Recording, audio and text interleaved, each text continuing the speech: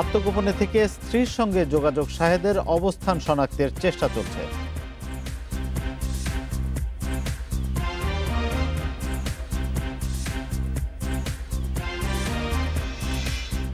অসুস্থতার অজুহাতে দুদকে আসেননি মিঠু, উকিলের মাধ্যমে পাঠানো বক্তব্য নাকচ।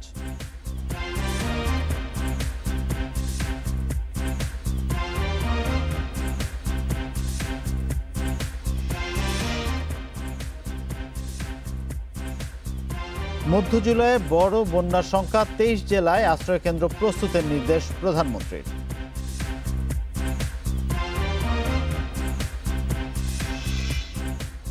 স্বাগত বিরতিহীন সংবাদ, রাত 9টায় বাংলাদেশের সঙ্গে আছি গোলাম কিবরিয়া। শুনছিলেন শিরোনাম, এবার বিস্তারিত। আত্মগোপনে থেকে স্ত্রীর সঙ্গে যোগাযোগ করেছেন রিজেন্টের চেয়ারম্যান মোহাম্মদ শাহেদ। অবস্থান শনাক্ত করে দ্রুত তাকে গ্রেপ্তারের অভিযান চলছে বলে জানিয়েছে র্যাব। হাসপাতালটির জনসংযোগ কর্মকর্তা তরিকুল ইসলাম শিবলিকে গ্রেপ্তারের পর শাহেদের জালিয়াতি নিয়ে গুরুত্বপূর্ণ তথ্য পাওয়ার কথাও জানিয়ে তারা বলেন, প্রতারণার অভিযোগ এনে তার বিরুদ্ধে তার বিচার দাবি করেছেন শাহেদের স্ত্রী। করোনা পরীক্ষার রিপোর্ট জালিয়াতির অভিযোগে উত্তরার রিজেন্ট হাসপাতালে অভিযান চালায় র্যাব। অভিযানে অনুমোদনহীন টেস্ট কিট ও ভুয়া রিপোর্ট পাওয়ার কথা নিশ্চিত করে র্যাবের ভ্রাম্যমাণ আদালত। আটক করা হয় 8 জনকে।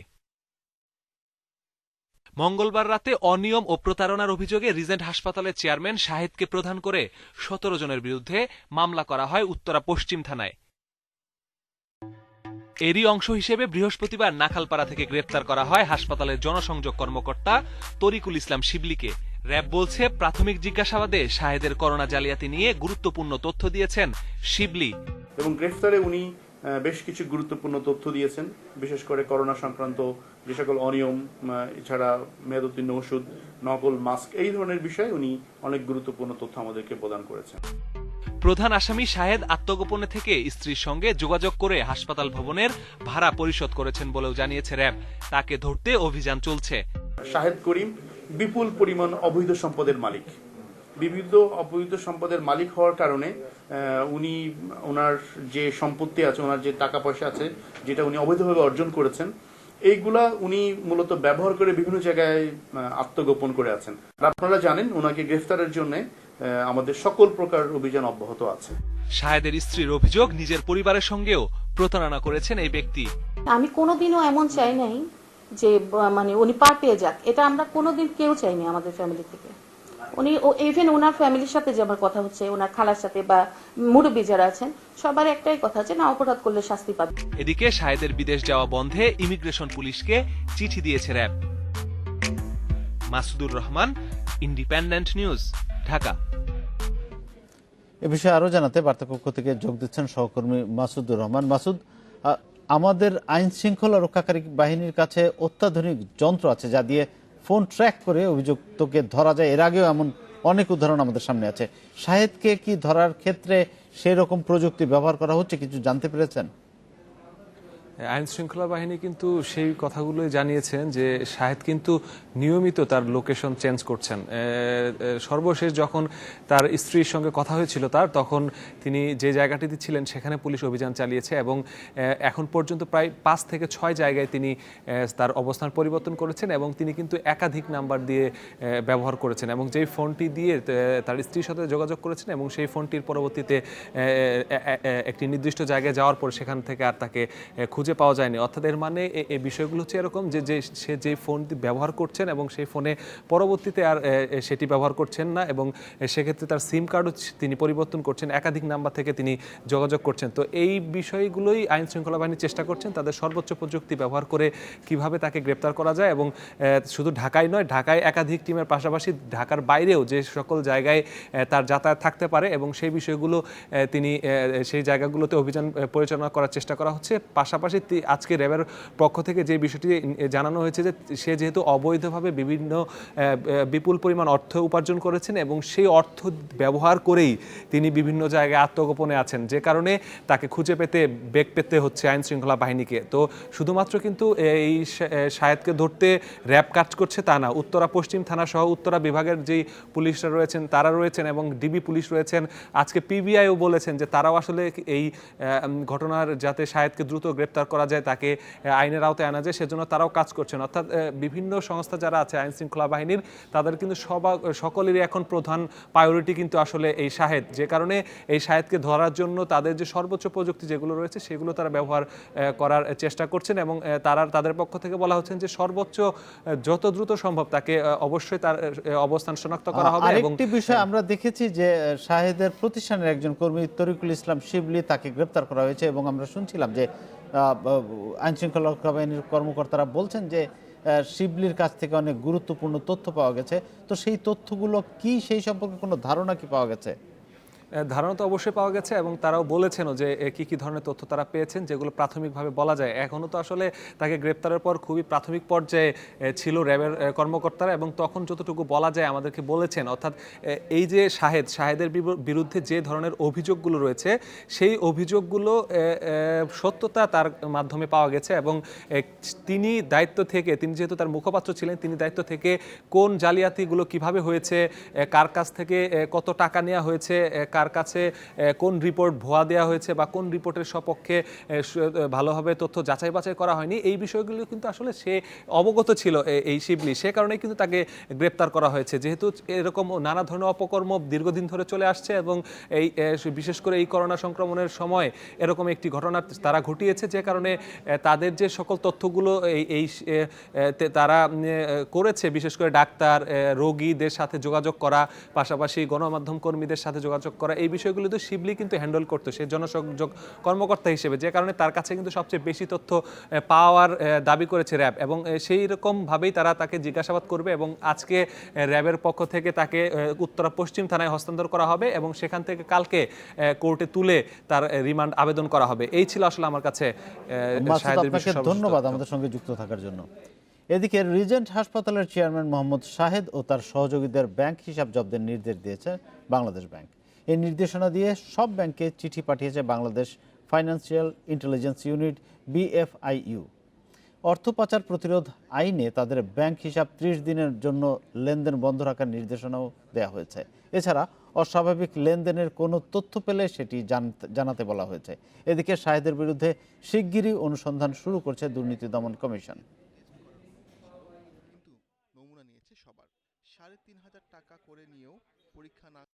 দুদক অবশ্যই আইনে আমলে নেবে, এবং এটি দুদকের যে প্রক্রিয়া আছে, হ্যাঁ, অনুসন্ধান গ্রহণ করার জন্য সেই প্রক্রিয়া আছে। দুর্নীতি দমন কমিশনের অনুসন্ধান শুরুর জন্য যে কার্যক্রম গ্রহণ করা দরকার, সেই কার্যক্রম গ্রহণ করা হচ্ছে। রিজেন্ট কাণ্ডের পর অনিয়ম দুর্নীতির বিরুদ্ধে সরকারের চলমান শুদ্ধি অভিযান স্বাস্থ্য খাতেও শুরু হয়েছে বলে জানিয়েছেন আওয়ামী লীগ সাধারণ সম্পাদক ওবায়দুল কাদের।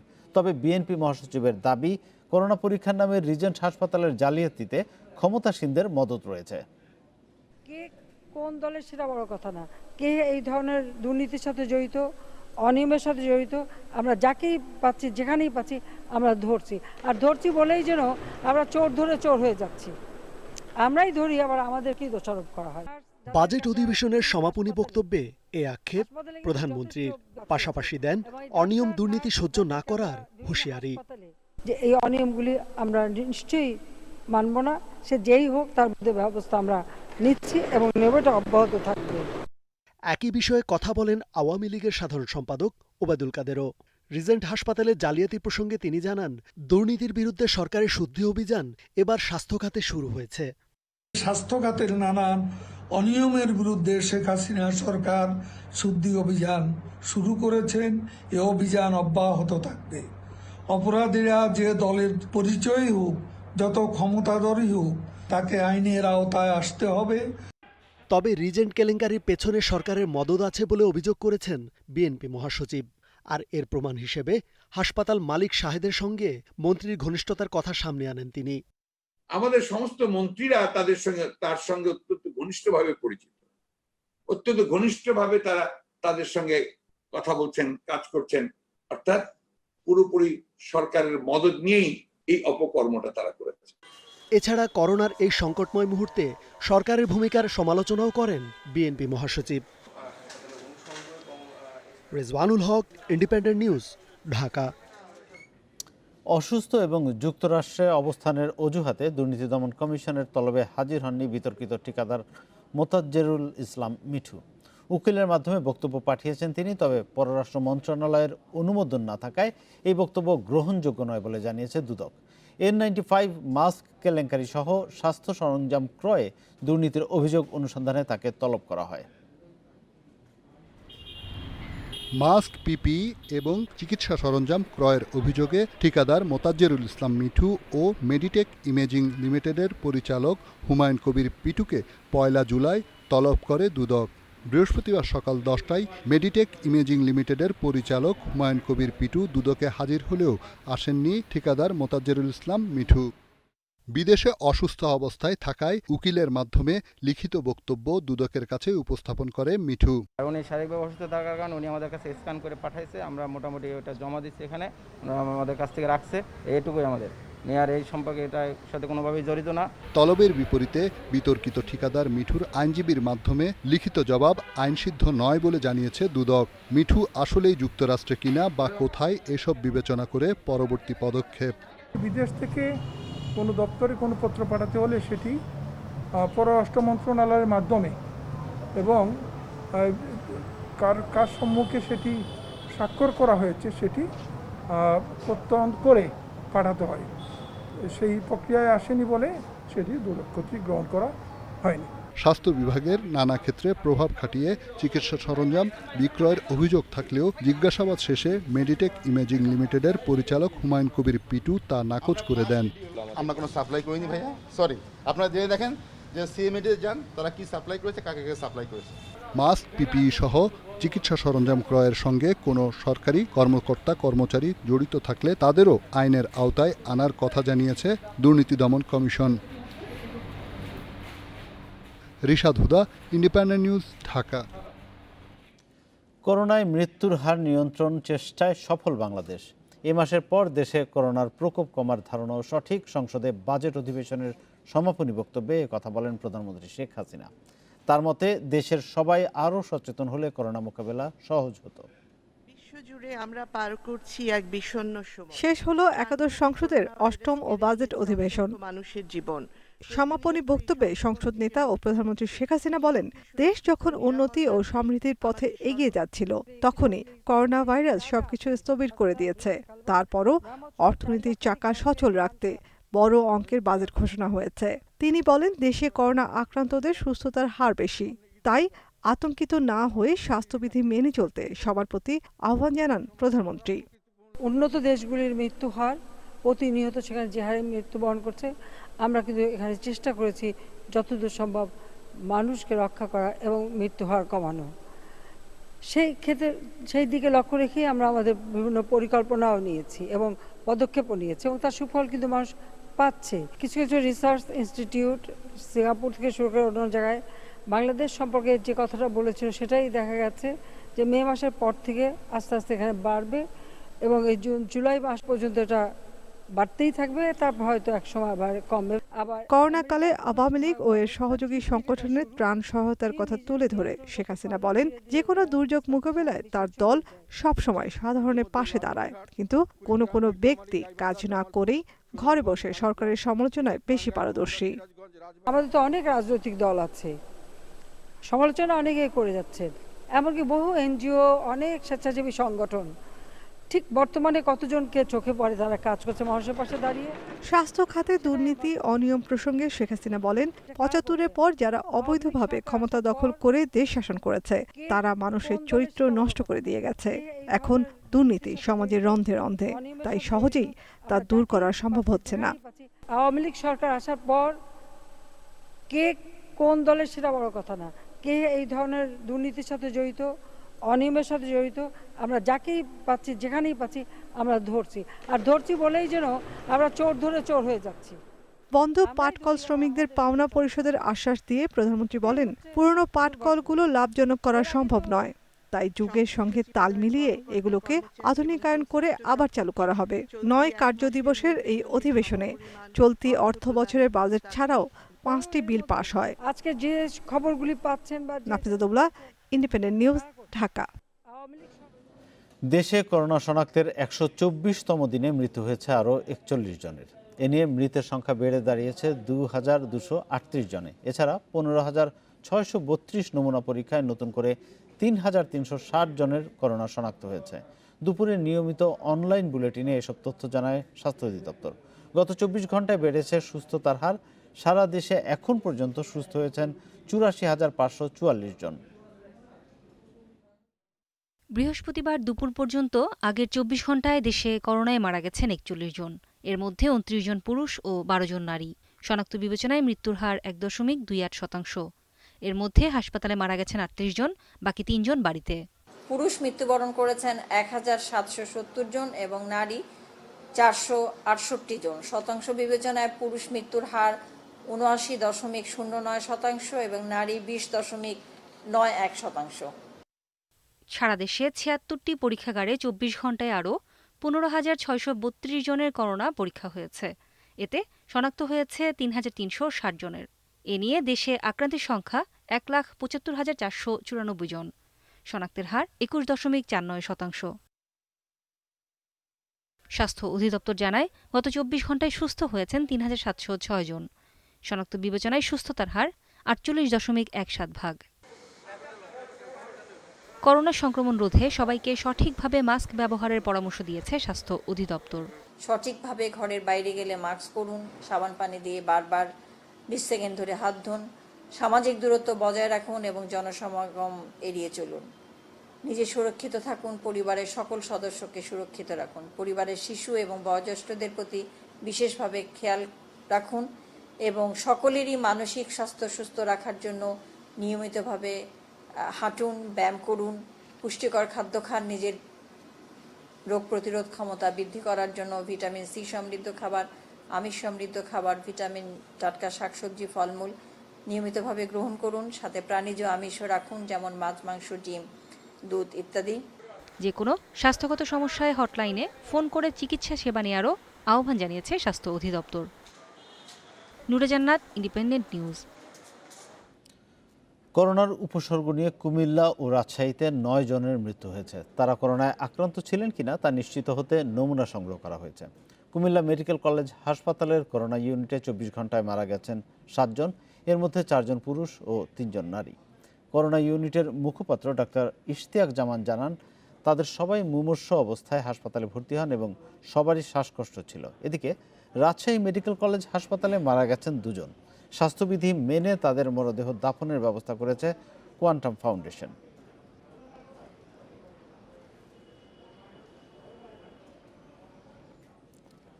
দেশে চিকিৎসা নেয়ার ক্ষেত্রে সরকারি হাসপাতালের চেয়ে সম্মিলিত সামরিক হাসপাতাল সিএমএইচকে বেছে নিতে স্বাচ্ছন্দ্য বোধ করেন ভিআইপি রোগীরা।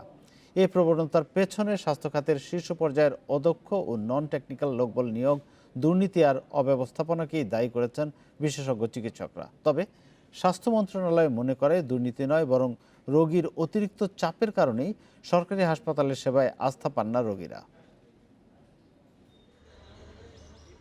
সম্প্রতি করোনায় আক্রান্ত হয়ে কোনো সরকারি হাসপাতালে নয়, সম্মিলিত সামরিক হাসপাতালে চিকিৎসা নিয়েছেন খোদ স্বাস্থ্য অধিদপ্তরের মহাপরিচালক আবুল কালাম আজাদ। একই হাসপাতালে চিকিৎসা নিয়েছেন মন্ত্রিপরিষদ সদস্য, সংসদ সদস্য, সরকারি উচ্চপদস্থ কর্মকর্তা সহ সমাজের নানা শ্রেণী পেশার গুরুত্বপূর্ণ ব্যক্তি ও তাদের স্বজনেরা। শুধু করোনা মহামারীতে নয়, অন্য সময়েও এ শ্রেণীর রোগীদের দেখা যায় সরকারি বড় বড় হাসপাতাল রেখে বেসরকারি ব্যয়বহুল হাসপাতাল অথবা সিএমএইচকে বেছে নিতে। বিশেষজ্ঞ চিকিৎসকরা মনে করেন, স্বাস্থ্য মন্ত্রণালয়ের সামগ্রিক ব্যর্থতার কারণেই এ প্রবণতা দেখা দিয়েছে। এর প্রধান কারণ হচ্ছে সিএমএইচ এর ব্যবস্থাপনা। সরকারি খাতের অবকাঠামোগত অনেক সুবিধা রয়েছে, ব্যবস্থাপনা নিয়ে মানুষ আস্থাহীন। এই খাতে বিদ্যমান দুর্নীতির কথা সর্বজন। সিস্টেমের যে ফ্রেমটা, চিকিৎসাটা যেহেতু খালি চিকিৎসকের ব্যাপার না, সার্বিকতার ব্যাপার, সেটা ওখানে ভালো পাওয়া যায়। মুশকিলটা হচ্ছে পাবলিক হাসপাতালে, যেটা হচ্ছে budgetary provision, managerial skill, need base যে কাজগুলো করা দরকার, পাবলিক হাসপাতালকে সেই সক্ষমতা দাঁড়া করাতে দেয়নি। তবে দুর্নীতি, অদক্ষ নন টেকনিক্যাল জনবল ও অব্যবস্থাপনার ফলে সরকারি হাসপাতালগুলো জনগণের আস্থা হারিয়েছে, এমন অভিযোগ মানতে রাজি নয় স্বাস্থ্য অধিদপ্তর। তারা মনে করে সরকারি হাসপাতালে রোগীর অতিরিক্ত ভিড়ের কারণেই এ সংকট। কে কোথায় চিকিৎসা নেবে এটা কিন্তু ওনার ব্যক্তিগত বিষয়। হ্যাঁ, এটা তো ব্যাখ্যা করা আমাদের জন্য ডিফিকাল্ট। সরকারি হাসপাতালে চ্যালেঞ্জ থাকতেই পারে, কারণ সরকারি হাসপাতালে নির্দিষ্ট বেডের তুলনায় অনেক অনেক বেশি রোগীকে চিকিৎসা দিতে হয়। স্বাস্থ্য মন্ত্রণালয়ের সেবা বিভাগের সচিব আব্দুল মান্নান অবশ্য স্বীকার করেছেন সরকারি হাসপাতালে চিকিৎসকদের অনুপস্থিতি এবং অব্যবস্থাপনার কথা। ডাক্তারদের উপস্থিতিটা, ডাক্তারদের একটু টেক কেয়ার করার বিষয়টা, এটার জন্যই তো মানুষ হসপিটাল চেঞ্জ করতে চায়। আমরা যদি সব জায়গাতে সিএমএইচ এর মতো ডিসিপ্লিন আনতে পারি তাহলে হয়তো যাবে না। বিশেষজ্ঞ চিকিৎসকদের পরামর্শ, আস্থাহীনতা সংকট নিরসনে গোটা স্বাস্থ্য খাতকে ঢেলে সাজিয়ে উপযুক্ত ব্যক্তিদের দায়িত্ব দিতে হবে, না হলে বছর বছর বিপুল অঙ্কের টাকা বিনিয়োগ হলেও সুফল পাবে না নাগরিকরা। শাহাদাত স্বপন, ইন্ডিপেন্ডেন্ট নিউজ, ঢাকা। মধ্য জুলাইয়ে আবারও দেখা দিতে পারে বন্যা। বিপদসীমা অতিক্রম করে 17 জুলাই হাই পিকে থাকবে ব্রহ্মপুত্র, যমুনা, মেঘনা। বৃষ্টি অব্যাহত থাকলে এই সময়ে পদ্মার পানিও বিপদসীমা অতিক্রম করতে পারে। বন্যা পূর্বাভাস ও সতর্কীকরণ কেন্দ্র বলছে, উজানে ভারী বৃষ্টির প্রভাবে পরিস্থিতির অবনতি হবে। দেশের জুনে ব্রহ্মপুত্র, যমুনা, মেঘনা অববাহিকায় এক দফা মাঝারি বন্যা হয়ে গেছে। পানি কমতে থাকায় বন্যা পরিস্থিতি উন্নতি হলেও দেশের 13 জেলা এখনও পানিবন্দী। বন্যার পানি সম্পূর্ণ সরে যাওয়ার আগেই উজানে ভারী বর্ষণের আভাস। বন্যা পূর্বাভাস ও সতর্কীকরণ কেন্দ্র বলছে, ভারতের আসাম, মেঘালয়, অরুণাচল প্রদেশ ও বিহারে 400 মিলিমিটারেরও বেশি বৃষ্টি শুরু হয়েছে। এর প্রভাবে 12 জুলাই থেকে ব্রহ্মপুত্র, যমুনা, মেঘনার পানি বিপদসীমার উপর দিয়ে প্রবাহিত হবে। ব্রহ্মপুত্র অববাহিকার উত্তরের নদী তিস্তা, ধরলা, ঘাঘট, করতোয়া এবং যমুনা অববাহিকায় জামালপুরের বাহাদুরাবাদ, বগুড়া, সারিয়াকান্দি, সিরাজগঞ্জের বন্যা পরিস্থিতি অবনতি হবে। এ সময় মেঘনা, কুশিয়ারা সহ সিলেট বিভাগের নদ নদীর পানি বিপদসীমা অতিক্রম করবে। 17 জুলাই হাই পিকে থাকবে ব্রহ্মপুত্র, যমুনা, মেঘনার পানি। সেই সাথে পদ্মা অববাহিকার গোয়ালন্দ, ভাগ্যকুল, মাওয়াতে বাড়বে বন্যার তীব্রতা। ব্রহ্মপুত্র, যমুনার সাথে সাথে উত্তর পূর্বাঞ্চলের সুরমা, কুশিয়ারার যে মেঘনা অংশটি, সেটিও আপনার উল্লেখযোগ্য হারে পানি বেড়ে যাবে, বাড়বে। এইদিকে আপনার উত্তর পশ্চিমাঞ্চলের গঙ্গাও আমাদের জন্য উদ্বেগের কারণ হয় তখনই, বিশেষ করে যখন ব্রহ্মপুত্র, যমুনা এবং গঙ্গা এই দুইটা অংশ যখন একই সাথে আপনার পিকে চলে যায়। তো ব্রহ্মপুত্র, যমুনার আমাদের সম্ভাব্য আমরা দেখতে পাচ্ছি যে 17-18 তারিখে সর্বোচ্চ সীমায় যাওয়ার একটা সম্ভাবনা আছে। বন্যা পূর্বাভাস ও সতর্কীকরণ কেন্দ্র বলছে, 101টি পর্যবেক্ষণ কেন্দ্রের মধ্যে 28 পয়েন্টের নদীর পানি বৃদ্ধি পাচ্ছে। 13 স্টেশনে বন্যা সতর্কতা জারি করা হয়েছে। ব্রহ্মপুত্র, যমুনা, মেঘনা, পদ্মার পানি একই সাথে বৃদ্ধি পাচ্ছে বলে বন্যা পরিস্থিতি ভয়ঙ্কর হওয়ার আশঙ্কা করছে বন্যা পূর্বাভাস কেন্দ্র। সেই সাথে দীর্ঘ সময় নদীর পানি অবস্থান করলে তীব্র হতে পারে পদ্মা, যমুনার নদী ভাঙন। সাগরেও আপনার একটা জোয়ার ভাটার প্রভাব থাকবে আগামী সপ্তাহের দিকে। তখন কিন্তু এই পানিটা আবারও একটা সম্ভাবনা আছে যে এই একটু দীর্ঘ সময় এই যমুনা বেল্ট অথবা পদ্মা বেল্টে অবস্থান করার।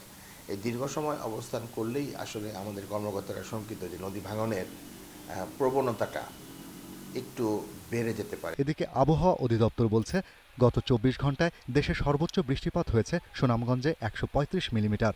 শুক্রবার থেকে আরও প্রবল বৃষ্টি হতে পারে সিলেট ও চট্টগ্রামে। এতে পাহাড় ধসের ঝুঁকি থাকছে পার্বত্য এলাকায়। Shahriar Anirban, independent News, Dhaka. বন্যা পরিস্থিতি নিয়ে বিস্তারিত জানাতে সুনামগঞ্জ থেকে আমাদের সঙ্গে যুক্ত আছেন সহকর্মী জাকির হোসেন। জাকির, সুনামগঞ্জে এক দফা বন্যা হয়ে গেছে, আবারও বন্যার পূর্বাভাস এসেছে। প্রশাসনের প্রস্তুতি কেমন, আর মানুষের কি অবস্থা? কোরবানির সামনে গবাদি পশু যারা পালন করছেন তাদেরই বা পরিস্থিতি কি? দেখুন, আপনি যেমনটা বলছেন, প্রথম দফা যে সুনামগঞ্জে চলমান বন্যা অর্থাৎ বলা যায়, কিন্তু এখন যে বন্যা সুনামগঞ্জের বাসী অতিক্রম করেছে, এই বন্যা কিন্তু বন্যার পানি কিন্তু এখনও সুনামগঞ্জ থেকে সরে যায়নি। সুনামগঞ্জের দক্ষিণ সুনামগঞ্জে ধীরাই, জগন্নাথপুর উপজেলায় কিন্তু এখনও প্রায় বাসাবাড়িতে এখনও পানিবন্দী অবস্থায় আছে। এর মধ্যে আজকে কিন্তু আবহাওয়া পূর্বাভাস আরেক দফা বন্যার কথা জানিয়েছেন। আমি কিছুক্ষণ আগে কথা বলেছিলাম পানি উন্নয়ন বোর্ডের নির্বাহী প্রকৌশলী মোহাম্মদ সবিউর রহমানের সাথে। তিনি আমাকে যেমনটা জানিয়েছেন যে এখন যদিও সুরমা নদীর পানি বিপদসীমার 23 সেন্টিমিটার নিচে অবস্থান করছে, কিন্তু আমাদের সুনামগঞ্জের সীমান্তবর্তী চেরাপুঞ্জিতে অস্বাভাবিক আকারে বৃষ্টিপাত হচ্ছে, যার ফলে কিন্তু সুনামগঞ্জ শুক্রবার সকাল নাগাদ কিন্তু সুনামগঞ্জে সুরমা নদী বিপদসীমা অতিক্রম করতে পারে। এছাড়াও প্রশাসনের পক্ষ থেকে আমি জেলা প্রশাসক মোহাম্মদ আব্দুল হাদের সাথে কথা বলেছিলাম। তিনি যেমনটা আমাকে জানিয়েছেন যেহেতু এখনো যে বন্যা চলমান আছে, এই বন্যায় চলমান অবস্থায় বন্যার্তদের ত্রাণ সহায়তা দিচ্ছে এবং আগামী যে বন্যার একটা পূর্বাভাস আছে সেই পূর্বাভাসকে সামনে রেখে তারা কিন্তু ইতিমধ্যে আজকে একটি জরুরি সভা করেছে। সুনামগঞ্জের 11টি উপজেলার নির্বাহী অফিসারদেরকে নির্দেশনা দিয়েছেন যে আশ্রয়কেন্দ্রগুলো রয়েছে সেই আশ্রয়কেন্দ্রগুলোকে প্রস্তুত রাখার জন্য। এছাড়াও তিনি আমাকে আরেকটা বিষয় জানিয়েছেন যে ইতিমধ্যে কিন্তু 400 মেট্রিক টন জিয়ার চাল এবং নগদ টাকা মজুদ রয়েছে বলে আমাকে জানিয়েছেন। এছাড়াও প্রতি উপজেলার জন্য 500 প্যাকেট শুকনো খাবার মজুদ রাখা হয়েছে বলে আমাকে তিনি জানিয়েছেন। আরেকটা বিষয় আপনাকে একটু বলে রাখি, যেহেতু সুনামগঞ্জে এই চলতি বন্যায় কিন্তু ব্যাপক ক্ষয়ক্ষতি হয়েছে, প্রায় সড়কের প্রায় 250 কোটি টাকার ক্ষয়ক্ষতি হয়েছে বলে জানিয়েছেন সড়ক বিভাগের কর্মকর্তারা। এর মধ্যে আরেকটি বন্যার আবাস এই জনমনে কিন্তু একটা বেশ আতঙ্ক দেখা দিয়েছে। সার্বিকভাবে বলা যায় যদি আগামীকালকে সকালে যদি মেঘালয়ে বৃষ্টিপাত অব্যাহত থাকে তাহলে কিন্তু সুনামগঞ্জ শহরে পানি প্রবেশ করতে পারে। তো এই ছিল আমার কাছে সুনামগঞ্জের বন্যা পূর্বাভাসের সর্বশেষ খবর। বলছিলেন সহকর্মী জাকির হোসেন। এদিকে 23টি জেলায় নতুন করে বন্যায় প্লাবিত হওয়ার সংখ্যা থাকায় সেসব জেলার আশ্রয় কেন্দ্র প্রস্তুত করতে ডিসিদের নির্দেশ দেওয়া হয়েছে। সচিবালয় থেকে ভার্চুয়াল সংবাদ সম্মেলনে এই নির্দেশ দেন দুর্যোগ ব্যবস্থাপনা ও ত্রাণ প্রতিমন্ত্রী এনামুর রহমান। প্রতিমন্ত্রী জানান, প্রতি জেলার জন্য 200 টন চাল, 2000 প্যাকেট শুকনো খাবার এবং নগদ 3 থেকে 5 লাখ টাকা বরাদ্দ করা হয়েছে। শিশু ও গোখাদ্যের জন্য টাকা দেওয়া হয়েছে। মাঠ প্রশাসনকে নির্দেশ দেওয়া হয়েছে স্বাস্থ্যবিধি মেনে ত্রাণ বিতরণের। সামাজিক দূরত্ব নিশ্চিতে স্কুল কলেজগুলোকে আশ্রয় কেন্দ্র হিসেবে ব্যবহারের নির্দেশনা দেওয়া হয়েছে।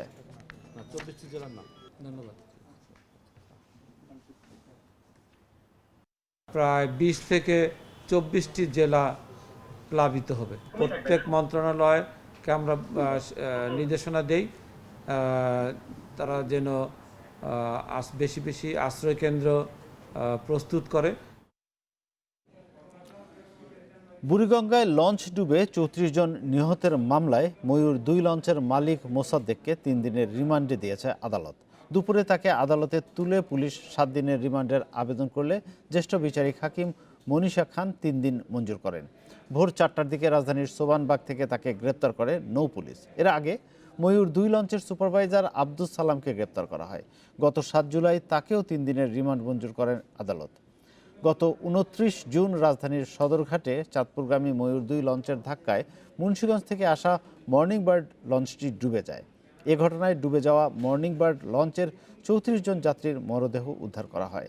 লঞ্চ ডুবির ঘটনায় নৌ পুলিশ বাদী হয়ে 7 জনের বিরুদ্ধে দক্ষিণ কেরানীগঞ্জ থানায় একটি মামলা করেন। মামলায় ময়ূর 2 লঞ্চের মালিক, মাস্টার, স্টাফ সহ অজ্ঞাত পরিচয় আরও 5 থেকে 7 জনকে আসামি করা হয়। অনেক তথ্যের প্রয়োজন রয়েছে। এই ঘটনাটি আসলে কোনো পূর্ব পরিকল্পিত কিনা, কোনো ষড়যন্ত্র কিনা, কোনো সত্যতামূলক কিনা, কোনো মালিক শ্রমিক দ্বন্দ্ব কিনা, বিভিন্ন বিষয়ে আমাদের অনেক তথ্য পাওয়া রয়েছে। সেই তথ্যের নেওয়ার স্বার্থে আমরা রিমান্ড চাবো 7 দিনে। করোনা পরিস্থিতিতে স্থগিত হয়ে গেল চলতি বছরের এশিয়া কাপ। 2021-এর জুনে টুর্নামেন্ট হবে শ্রীলঙ্কায়, পরের বছরের আয়োজক পাকিস্তান। এক বিবৃতিতে বিষয়টি নিশ্চিত করেছে এশিয়ান ক্রিকেট কাউন্সিল। সেপ্টেম্বরে হবার কথা ছিল এশিয়া কাপ। ভ্রমণ নিষেধাজ্ঞা, কোয়ারেন্টিন বাধ্যবাধকতা সহ একাধিক বিষয় বিবেচনা করেই এই সিদ্ধান্ত নিয়েছে এসসিসি। এশিয়া কাপ নিয়ে জল ঘোলা হয়েছে। আয়োজক পাকিস্তান বলে ভারতের সাড়া মেলেনি। খেলা হওয়ার কথা ছিল আরব আমিরাতে, পরবর্তীতে সেটা শ্রীলঙ্কায় চলে যাওয়ার গুঞ্জন চাউর হয়। করোনা সংকটে যখন টি-20 বিশ্বকাপে স্থগিত হওয়ার পথে, তখন এশিয়া কাপ নিয়ে আশা করা কঠিন। বুধবার টুর্নামেন্ট বাতিলের খবর জানিয়ে দেন সৌরভ গাঙ্গুলি। दिसंबर में हमारा पहला फुल सीरीज है। एशिया कप कैंसिल हो चुका है जो सितंबर में था। গাঙ্গুলির কথা ভিত্তিহীন। টুর্নামেন্ট নিয়ে সিদ্ধান্ত জানাতে পারে কেবল এশিয়ান ক্রিকেট কাউন্সিল। প্রথম প্রতিক্রিয়াটা এমনই ছিল বিসিবির পক্ষ থেকে, যদিও স্বল্প ব্যবধানে বিসিসিআই সভাপতির মন্তব্যকে সমর্থন করেন পিসিবি চেয়ারম্যান এহসান মানি। জানিয়ে দেন করোনা পরিস্থিতি বিবেচনায় হচ্ছে না এবারের Asia cup. Asian cricket council সংবাদ বিজ্ঞপ্তিতে এশিয়া কাপ পেছানোর ঘোষণা দিয়েছে। 2021-এর জুনে টুর্নামেন্ট হবে শ্রীলঙ্কায়, পরের বছর আয়োজক পাকিস্তান। ভ্রমণে বিধিনিষেধ, কোয়ারেন্টিনের বাধ্যবাধকতা এবং স্বাস্থ্য ঝুঁকির কারণে এই সিদ্ধান্ত নেওয়া হয়েছে। মূলত অংশগ্রহণকারী দলগুলোর অংশগ্রহণের যে চ্যালেঞ্জ বর্তমান পরিস্থিতি বিরাজ করছে, স্পেশালি টিম ট্রাভেল রেস্ট্রিকশন এবং টিমের প্রিপারেশন, এই বিষয়গুলোকে বিবেচনায় এনেই এশিয়ান ক্রিকেট কাউন্সিল নীতিগত সিদ্ধান্ত গ্রহণ করে যে এবছরের এশিয়া কাপটা আগামী বছরের জুনের যে কোনো একটা সুবিধাজনক সময় আয়োজন করা যেতে পারে। সেপ্টেম্বরে হওয়ার কথা ছিল এশিয়া কাপ, তা মাথায় রেখে জাতীয় দলের ক্যাম্প শুরুর পরিকল্পনা ছিল বিসিবির। এখন টুর্নামেন্ট পেছানোয় রিয়াদ তামিমদের অনুশীলন আরও পিছিয়ে গেল। Farzana Yasmin, independent news. মাঠে ফিরতে সঠিক সময়ের অপেক্ষায় তামিম ইকবাল। বিসিবির ধীরে চলনীতিতে অগাধ আস্থা টাইগার ওয়ানডে অধিনায়কের। অনাকাঙ্ক্ষিত বিরতিতে ফিটনেস ধরে রাখার মধ্যেও ভয় স্কিল নিয়ে। করোনা পরবর্তী ক্রিকেটে আগের ছন্দে ফিরতে বেশি পরিশ্রমের বিকল্প দেখছেন না তামিম। ইংল্যান্ড, উইন্ডিজ, পাকিস্তানের পর বাকি দেশগুলোতেও ক্রিকেট ফেরার অপেক্ষা। বাংলাদেশে আপাতত ক্রিকেট ফেরার কোনো সুখবর নেই। অন্যদের ক্রিকেট ফেরার স্বস্তির মধ্যে টাইগার অধিনায়কের কষ্ট আড়াল করার উপায় নেই। স্থগিত হয়েছে 5টি সিরিজ। নতুন সূচিতে ম্যাচগুলো আয়োজনের সুযোগ কম। তারপরেও ভবিষ্যতের দিকে তাকিয়ে আশায় থাকছেন তামিম। সিরিজ বাতিল হয়ে যাচ্ছে, এটা আসলে দুঃখজনক, বাট আশা করি যে এগুলো কিন্তু একবারের জন্য বাতিল হয়ে যাচ্ছে না, এটা রিশিডিউল হবে। আশা করি যে হয়তো এখন হওয়ার কথা ছিল পরে হবে। ক্রিকেটাররা যে শহরেই থাকুক না কেন অনুশীলনের ব্যবস্থা করেছে বিসিবি। মিরপুরে অনুশীলন শুরু করেছেন কয়েকজন। মুশফিকও নেমে পড়েছেন ব্যাটিং কিপিংয়ে। কিন্তু ক্রিকেটারদের স্বার্থে ঝুঁকি নিতে চায় না বিসিবি। তামিমও আছেন সঠিক সময়ের অপেক্ষায়। আমরা ক্রিকেট তো খেলতেই হবে আমাদের, আজ হোক কাল হোক এটা শুরু করতে হবে। আর এটার জন্য বিসিবির এক্সপার্ট মানুষজন আছে, ওনারা রাইট সময় যেটা হবে আমাদের সাথে ডিসকাস করছেন ওনারা সব সময়। তো যখনই রাইট সময় হবে ইনশাল্লাহ তখনই আমরা মাঠে ফিরে যাব। দেশসেরা ব্যাটসম্যান তামিম, তার উপর প্রত্যাশার চাপ অন্যদের চেয়ে অনেক বেশি। সেই ভাবনা থেকে কিছুটা চিন্তিত ব্যাটিং স্কিল নিয়ে। দীর্ঘ সময় ঘরে থেকে মরিচা পড়ে যাচ্ছে ব্যাটিংয়ে। অনুশীলনে ফিরলে লম্বা সময় নেটে কাটিয়ে জড়তা কাটাতে চান তামিম। আমার কাছে মনে হয় আমি কম বেশি ফিটনেসের কাজ করে যাচ্ছি। আমি বেশি ওয়ারিড হলো স্কিল ওয়ার্ক নিয়ে, কারণ আমার মনে হয় না লাস্ট 10 বছরে এমন সময় হয়েছে যেখানে 3-4 মাস আমি ব্যাটেই ধরি নেই। তো এটা একটু প্রথম আমার জন্য। সো এটা স্কিল পার্টটা নর্মাল হইতে হয়তো বা আমার 15-20টা সেশন লেগে যাবে। 22 গজের ব্যাট বলে লড়াই জীবনের মতো তামিমের কাছে। কবে আন্তর্জাতিক ম্যাচ খেলতে পারবেন, কবেই বা অধিনায়ক হয়ে টস করতে নামতে পারবেন, সেই অপেক্ষাতে আছেন তামিম। Mazharul Islam, Independent News. সহসাই ঢাকা প্রিমিয়ার লিগ ফিরছে না, তবে পরিস্থিতি ভালো হলে যেন দ্রুত সময়ের মধ্যে খেলা শুরু করা যায় সেজন্য তোড়জোড় শুরু করেছে cricket committee of Dhaka metropolis CCDM. প্রস্তুতির জন্য ক্লাবগুলোকে 2 সপ্তাহের সময় দেওয়া হবে। আর মিরপুর ও ফতুল্লার পরিবর্তে বিকল্প ভেন্যু হিসেবে কক্সবাজার এবং বিকেএসপিকে প্রস্তুত রাখার কথা বলছে সিসিডিএম। ঘরোয়া ক্রিকেটের অভিভাবক সংস্থার এ সিদ্ধান্ত সমর্থন দিয়েছে শীর্ষ ক্লাবগুলো। 3 ভেন্যুতে ঢাকা প্রিমিয়ার লিগ। করোনা ঝুঁকিতে মিরপুর ও ফতুল্লায় খেলা পুনরায় শুরুর সাহস পাচ্ছে না সিসিডিএম। বিকল্প হিসেবে বিকেএসপির সঙ্গে বিবেচনায় কক্সবাজার। এই 2 ভেন্যুতে খেলোয়াড়, স্টাফ, অফিসিয়ালদের জন্য আইসোলেশনের ব্যবস্থা করা সম্ভব। লম্বা বিরতির পর মাঠে ক্রিকেট ফেরা নিয়ে সিসিডিএমের উদ্যোগে সায় আছে ক্লাবগুলোর। যদি আমাদেরকে এভাবে কোয়ারেন্টাইন করতে হয়, লকডাউনে নিয়ে যেতে হয়, তাহলে বিকেএসপি সবথেকে ভালো জায়গা হবে। লকডাউনে ওখানে মাঠ আছে 2-3টা, কক্সবাজার 2টা মাঠ আছে খেলার, এবং ঠিক মাঠের সাথেই কিন্তু হোটেল আছে অনেকগুলা। যে হোটেল দুটাকে পুরো লকডাউন করে ছেলেদেরকে এখানে কোয়ারেন্টাইন করে হয়তো বা খেলা চালানো যেতে পারে। সেই জন্য হয়তো সিসিডিএম সব কিছু ঠিক করার জন্য ফিজিও, ট্রেনার, ডাক্তার এদের সাপোর্ট নেওয়ার জন্য হয়তো চাচ্ছে যে বিকেএসপি অথবা কক্সবাজারে হোক। দেশের করোনা পরিস্থিতির খুব একটা উন্নতি হয়নি। এর মধ্যেও ঈদের পর ঢাকা প্রিমিয়ার লিগ শুরুর কথা ভাবছে ঘরোয়া ক্রিকেটের অভিভাবক সংস্থা। পরিস্থিতি স্বাভাবিক হয়ে আসলে ক্লাবগুলোকে অন্তত 2 সপ্তাহের সময় দিবে সিসিডিএম। কিন্তু 4 মাসের লম্বা বিরতির পর খেলোয়াড়দের প্রস্তুত করতে মাত্র 2 সপ্তাহ যথেষ্ট কি? লিগ আরম্ভ হয় একটা বিরাট ব্যাপার, এজন্য মিনিমাম প্রিপারেশন যেটা 15 দিন এনাফ আমি মনে করি, এবং যদি অনেক বেশি পাওয়া যেত হয়তো অনেক ভালো, কিন্তু বর্তমান পরিস্থিতিতে 15 দিন অনেক সময় আমার মনে হয়। যখনই আমরা একটা সবুজ সংকেত পাবো যে আমরা প্রিমিয়ার লিগ শুরু করতে পারছি, সেই সময়টাতে হয়তোবা যদি দেরি হয়ে যায় হয়তো সময়ও থাকবে না সেভাবে খেলার। এই জন্যই ওনারা চাচ্ছেন যত তাড়াতাড়ি সম্ভব সবুজ সংকেত পাওয়ার পর আমরা যাতে মাঠে ফিরতে পারি দ্রুত। দেশের ক্রিকেটারদের একটা বড় অংশের আয়ের উৎস ঢাকা প্রিমিয়ার লিগ। 4 মাস বন্ধ থাকার পর আর্থিক অনিশ্চয়তায় পড়েছেন অধিকাংশ ক্রিকেটার। সিসিডিএমের এমন সিদ্ধান্তের পর আশায় বুক বাঁধছে ক্রিকেটাররা। Saiful Majumdar, independent news. সময়ের সাথে বাড়ছে উদ্বেগ। মাঠে ফিরতে মরিয়া ক্রীড়াবিদরা সবুজ সংকেতের জন্য তাকিয়েছিলেন ক্রীড়া মন্ত্রণালয়ের দিকে, তবে সুখবর মেলেনি। করোনা পরিস্থিতি বিবেচনায় 2-1 মাসের মধ্যে ফুটবল ক্রিকেট মাঠে ফেরার সুযোগ দেখছেন না ক্রীড়া প্রতিমন্ত্রী জাহিদ আহসান রাসেল। তবে আভাস মিলেছে অলিম্পিকের প্রস্তুতি মাথায় রেখে দ্রুত অনুশীলনে ফিরবেন আর্চার আর শুটাররা। সংক্রমণ বা মৃত্যুহার নিয়ন্ত্রণে আসার লক্ষণ নেই, কিন্তু সময় তো থেমে থাকছে না। ব্যক্তিগতভাবে হয়তো চলছে ফিটনেসের কাজ, কিন্তু বিরতির সাথে সাথে বাড়ছে স্কিল আর মোমেন্টাম নিয়ে শঙ্কা। নিজ উদ্যোগে মাঠে নেমে দৃষ্টান্ত স্থাপন করেছেন মুশফিক। কিন্তু দলগত অনুশীলনের কি হবে? ক্রিকেটারদের রুটিরুজির উৎস যে ঘরোয়া ক্রিকেট লিগ, সেটার ব্যাপারেই বা কি সিদ্ধান্ত? এমন অনেক প্রশ্ন নিয়ে প্রশাসনের দিকে তাকিয়েছিল ক্রিকেটার সংগঠক, এমনকি ক্রিকেট বোর্ড। বিশ্বকাপ বাছাই সামনে রেখে আগস্টে ক্যাম্প শুরুর ইচ্ছের কথা জানিয়েছিল বাফুফেও। তবে শেষ পর্যন্ত সুখবর আসেনি। করোনা পরিস্থিতি নিয়ন্ত্রণে না আসা পর্যন্ত ধীরে চলো নীতিতে অটুট যুব ও ক্রীড়া মন্ত্রণালয়। এই কোভিড-19-এর কারণে ক্রীড়াঙ্গন একটা বন্ধ রয়েছে, একটা স্থবিরতা আছে। ক্রীড়াঙ্গনে কিভাবে আবার চালু করা যায় সে বিষয়ে আমরা কিছু মতামত আমরা আমাদের সিনিয়রদের কাছ থেকে আমরা নিয়েছি। 2-1 মাসের মধ্যে সম্ভাবনার কম ক্ষেত্রে ফুটবল, ক্রিকেট, হকি এগুলো যেহেতু একদম একজনের সাথে একজনের স্পর্শটা একটু বেশি, তো সেখানে এটা তাদের জন্য এটা চালু করাটা একটু সমস্যা। মাঠে ফেরার তাগিদ কম বেশি সবার। এক্ষেত্রে আন্তর্জাতিক সূচি আর খেলার ধরনের কারণে হয়তো ছাড় পেতে যাচ্ছে আর্চার ও শুটাররা। পিছিয়ে যাওয়া টোকিও অলিম্পিকের আগে পাওয়া বাড়তি সময়টুকু পুরো কাজে লাগাতে চায় মন্ত্রণালয়। সামনে অলিম্পিক গেমস রয়েছে, সেখানে শুটিং এবং আর্চারি অংশগ্রহণ করবে।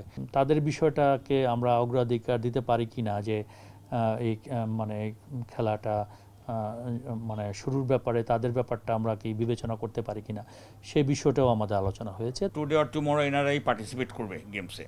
তো প্র্যাকটিসে কিন্তু অলরেডি আমার কাছে যতটুকু আছে, খবর আছে, পৃথিবীর সমস্ত দেশগুলোই কিন্তু কম বেশি প্র্যাকটিসে আছে। যে যেভাবে পারতেছে, ব্যক্তিগত উদ্যোগী হোক আর সরকারের উদ্যোগী হোক আর ফেডারেশন উদ্যোগী হোক। তো সেই ক্ষেত্রে আমার মনে হয় যে এখন একটা সময় আসছে একটা ডিসিশন নেওয়ার। এছাড়া জাতীয় ফুটবল দলের ক্যাম্প কবে শুরু হবে এখন পর্যন্ত কোনো নির্দেশনা দিতে পারেনি মন্ত্রণালয়।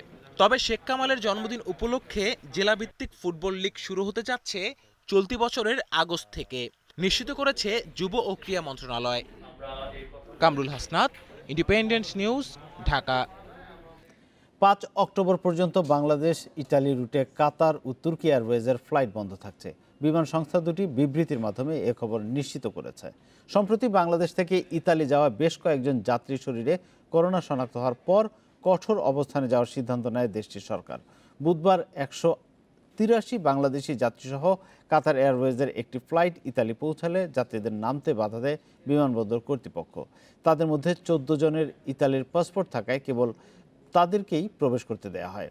বাকি যাত্রীদের বিমানবন্দর থেকেই ফিরিয়ে দেয় কর্তৃপক্ষ।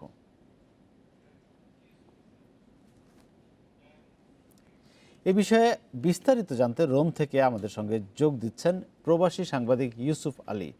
ইউসুফ, ইতালি সরকার বাংলাদেশিদের বিষয়ে আনুষ্ঠানিক কোনো সিদ্ধান্ত কি জানিয়েছে?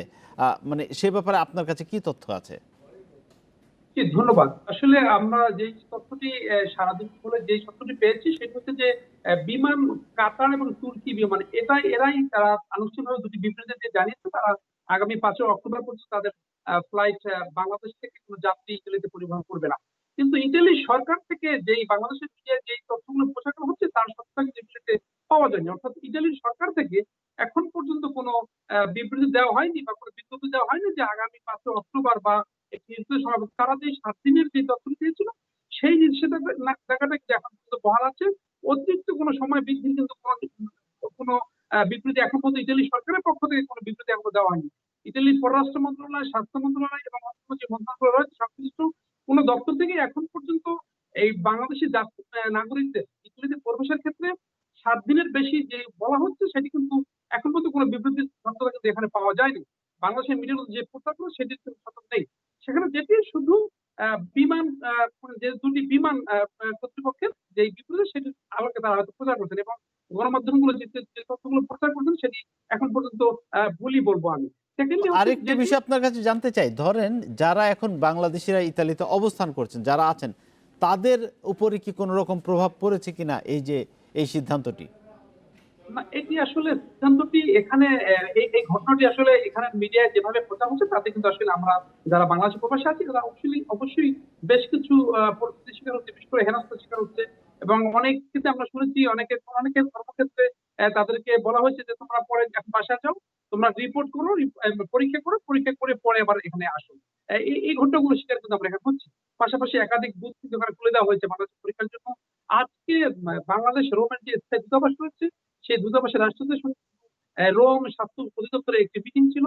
সেই মিটিং এ কিন্তু তারা বিস্তারিত তুলে ধরছে যে আরো একাধিক বুথ করবেন তারা রোমে কেবলমাত্র বাংলাদেশি নাগরিকদের এই করোনাটি পরীক্ষার জন্য এবং সেখানে আজকে তারা আরো জানিয়েছেন যে 14 জন অর্থাৎ গত কয়েকদিনে বিভিন্ন বাসায় এবং বিভিন্ন স্থানে রোমের স্বাস্থ্য বিভাগ 460 জনের নমুনা পরীক্ষা করেছে, সেখানে কিন্তু আরো 14 জন বাংলাদেশি করোনায় পজিটিভ শনাক্ত হয়েছেন। সে তথ্যগুলো আমাদের জানিয়েছে। তো সেটুকু আমরা জানতে পেরেছি। পাশাপাশি আপনার এখানে বাংলাদেশি যারা আছেন তারা আসলে একটি আতঙ্কের মধ্যে আসলে আমরা আছি কম বেশি, আপনি বুঝতে পারছেন স্বাভাবিকভাবেই, এবং আমাদেরকে একটু আসলে আর চোখে দেখা হচ্ছে, একটু ভিন্ন চোখে দেখা হচ্ছে। এটি একটি স্বাভাবিক পরিস্থিতি, কারণ এখানে মিডিয়াগুলো ফলো করে এগুলো প্রচার করছে। সেটি একটি আসলে আমাদের জন্য ইউসুফ আলী, আপনাকে অনেক ধন্যবাদ আমাদের সঙ্গে যুক্ত থাকার জন্য। এদিকে মানব ও অর্থ পাচারের অভিযোগে কুয়েতে কারাবন্দী বাংলাদেশের সংসদ সদস্য শহীদ ইসলাম পাপুল দেশটির নাগরিক নন। টুইট বার্তায় এ তথ্য জানিয়েছে দেশটির স্বরাষ্ট্র মন্ত্রণালয়। সরকারের প্রেস বিজ্ঞপ্তির ভিত্তিতে এ নিয়ে সংবাদ প্রকাশ করেছে কুয়েতি সংবাদ মাধ্যম আরব টাইমস। দেশটির উপপ্রধানমন্ত্রী, স্বরাষ্ট্রমন্ত্রী এবং সংসদ বিষয়ক মন্ত্রী জানান, পাপুলের দুর্নীতির অভিযোগের বিষয়টি গুরুত্বের সাথে দেখছে তাদের বিচার বিভাগ, আর এ বিষয়ে যে কোনো তথ্য দেওয়ার জন্য প্রস্তুত দেশটির স্বরাষ্ট্র মন্ত্রণালয়। এর আগে বুধবার জাতীয় সংসদে প্রধানমন্ত্রী শেখ হাসিনা বলেন, কুয়েতের নাগরিকত্ব থাকলে বাতিল হবে পাপুলের সংসদ সদস্য পদ।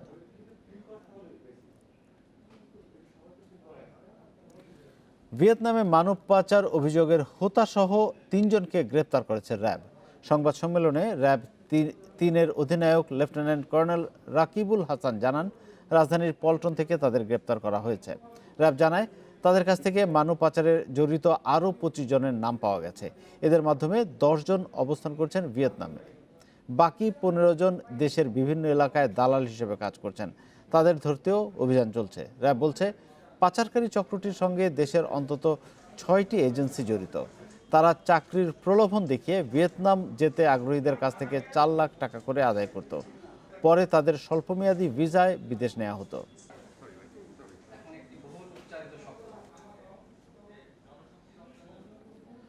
বাংলাদেশ ব্যাংক গভর্নর পদের বয়সসীমা বাড়িয়ে সংসদে বিল পাস হয়েছে। এখন থেকে 67 বছর বয়স পর্যন্ত এ পদে থাকা যাবে। ফলে কেন্দ্রীয় ব্যাংকের বর্তমান গভর্নর ফজলে কবিরকে আরও 2 বছর ওই পদে রাখতে পারবে সরকার। অধিবেশনের শুরুতেই অর্থমন্ত্রী আ.হ.ম মুস্তফা কামালের পক্ষে পরিকল্পনা মন্ত্রী M A. Mannan Bangladesh bank order bill 2020 পাশের জন্য সংসদে তোলেন। এরপর জনমত যাচাই বাছাই শেষে তা সর্বসম্মতিক্রমে সংসদের কণ্ঠ ভোটে পাশ হয়। এর আগে 65 বছরের বেশি বয়স হলে কেউ গভর্নর পদে থাকতে পারতেন না। গত 2 জুলাই ছিল ফজলে কবিরের শেষ কর্মদিবস। 65 বছর পূর্ণ হয় তাকে পুনঃনিয়োগ দিতে পারেনি সরকার। এ বিষয়ে অর্থমন্ত্রী আগেই বলেছিলেন, সরকারের ঘোষিত প্রণোদনা প্যাকেজগুলোর বাস্তবায়ন নির্বিঘ্ন করতেই ফজলে কবিরকে আরও কিছু সময়ের জন্য চায় সরকার। যদিও পরিকল্পনা মন্ত্রী সংসদকে জানান, কোনো ব্যক্তি বিশেষের জন্য নয়, সার্বিক বিবেচনাতেই এ পরিবর্তন আনা হয়েছে। এই বাস্তবতায় যে আমাদের এখন যে ধরনের একজন গভর্নর প্রয়োজন, তার যে অভিজ্ঞতার দরকার, তার যে শিক্ষার দরকার, তার জন্য যে প্রাজ্ঞতার প্রয়োজন, এইগুলো বিচার করেই এখন থেকে যারা গভর্নর হবে, আমরা এই মহান সংসদ পুনরায় পরিবর্তন না করা পর্যন্ত এই 67 থাকবে। করোনা দুর্যোগে 4 মাসে প্রায় 35,000 কোটি টাকা ক্ষুদ্র ঋণের কিস্তি তুলতে পারেনি বিতরণকারী প্রতিষ্ঠানগুলো। সে কারণে দেখা দিয়েছে তহবিল সংকট। ফলে চাহিদা বাড়া সত্ত্বেও নতুন করে ঋণ দেওয়া যাচ্ছে না। এই সংকটের মধ্যে ঘুরপাক খাচ্ছে ক্ষুদ্র ঋণ কার্যক্রম। একটি বেসরকারি উন্নয়ন সংস্থা থেকে ঋণ নিয়ে ব্যবসা করছিলেন সাভারের কাপড় ব্যবসায়ী তোফাজ্জল হোসেন। প্রতি মাসে কিস্তি দিতেন 30 থেকে 32,000 টাকা। করোনায় ব্যবসায় ক্ষতি হওয়ায় দিতে পারছেন না কিস্তি। আমি একটা এনজিওর মধ্যে গেলাম, তা আমার কিছু টাকা ঋণ দেন, তো তারা বলল যে না, এখন তো আমাদের এটা পাস হয় না, এখন ঋণ দেওয়া যাবে না। তার মতোই অবস্থা আরও অনেকের। তারা বলছেন নতুন ঋণের আবেদন করেও পাচ্ছেন না সাড়া। কিস্তি দিলে না খায় তার অবস্থা, কিস্তি না দিতে মোটামুটি ডাল ভাত খায়া মোটামুটি থাকা যাবে। অন্যদিকে হেমায়েতপুরের কমলা আক্তার ক্ষুদ্র ঋণ নিয়ে গরু পালন করেন। করোনা পরিস্থিতিতেও কিস্তি দিয়েছেন নিয়মিত। নগদ টাকার চাহিদা মেটাতে নতুন ঋণও দিচ্ছে আরেকটি বেসরকারি সংস্থা। আমরা চাপ দিতেছে না যে ঋণের জন্য, আমরা যেরকম আমাকে সুবিধা বুঝে আমরা টাকা পয়সা ঋণ কিস্তি দিতেছি। উন্নয়ন সংস্থার কর্মকর্তারা বলছেন গ্রাহকের সঞ্চয় ভাঙার পরিমাণ বেড়েছে। অর্থনীতির চাকা সচল রাখতে চাহিদা অনুযায়ী ঋণ দেওয়ার চেষ্টা করছেন তারা।